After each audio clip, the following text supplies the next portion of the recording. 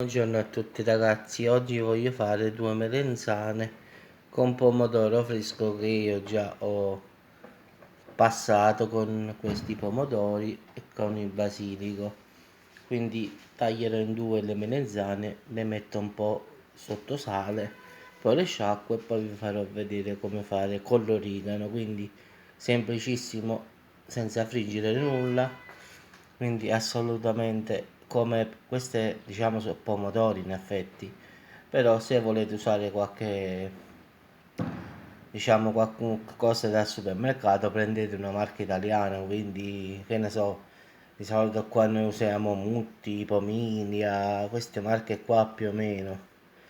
Quindi oppure usiamo direttamente quelli fatti da mamma, quindi usiamo i famosi buccacci come li chiamiamo noi qui. Però se dovete andare al supermercato prendete qualche marca buona. Noi abbiamo usato questi pomodori che sono quelli di San Marzano in effetti, quindi di questo periodo ce ne sono un sacco, quindi il pomodoro si può fare tranquillamente.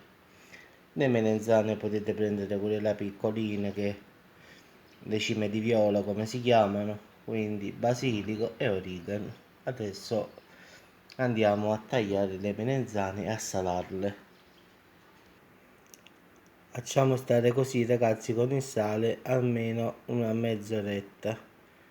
Qui ho buttato giù il basilico ed è pronto, quindi dobbiamo solo aspettare che il sale faccia il suo effetto, che le faccia, diciamo, togliere quell'amaro che rimane sempre un po'.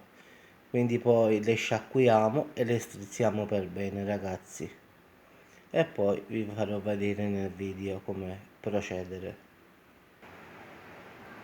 Ecco ragazzi, adesso le ho strizzate e le ho messe a faccia in giù, così la polpa dentro cuoce meglio. Poi ho messo l'aglio, adesso metterò il pomodoro col basilico e un po' di olio extravergine e poi naturalmente ragazzi l'origano.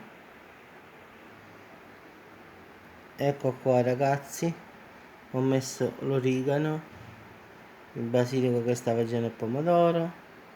Ho messo anche un po' di pepe, la verità, perché mi piace un po' più forte, piccante, un po' di pepe nero, olio extravergine d'oliva come potete vedere.